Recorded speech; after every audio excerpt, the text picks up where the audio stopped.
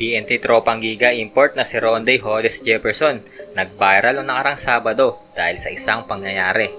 Hindi ito tungkol sa kanyang pagkaka-eject niya last game against Converge dahil sa pagbato niya sa ulo ni Mike Nieto, kundi tungkol ito sa kanyang viral photo na kumakalat online.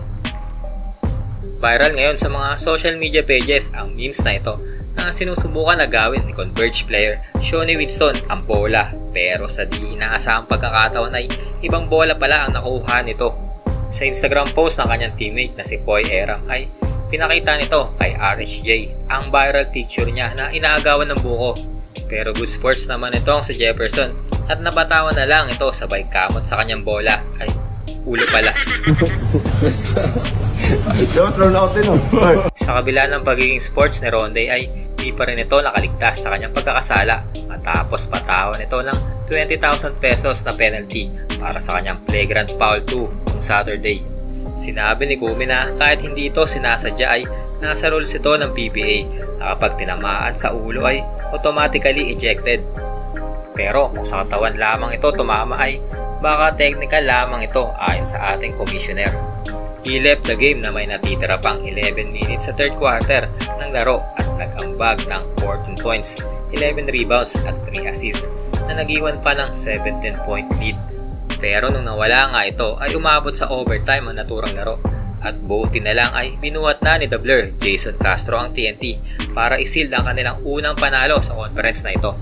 Sa ngayon ay pahinga muna ang TNT sa PBA at lilipad papuntang Japan para kalabanin ang team ng Taipei Pubon Braves sa East Asia Super League at pipilitin ng TNT na makapanalo para di mapahiya sa ating bansa. Tingin nyo guys, makakapanalo na ba ang TNT sa EASL or struggle pa rin ang team na ito dahil nga sa kulang ng mga players? Just comment kung may laban nga ang TNT sa larong ito. Salamat sa panonood. Peace!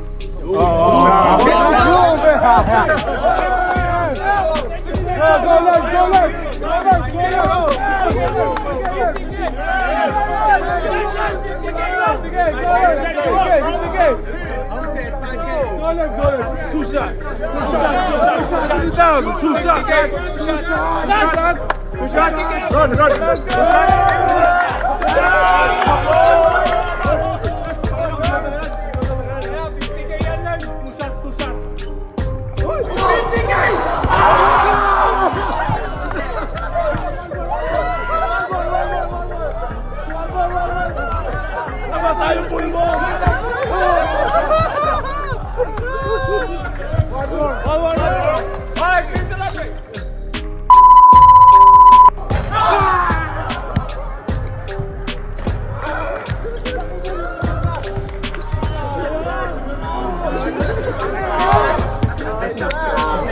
You should just give him 5.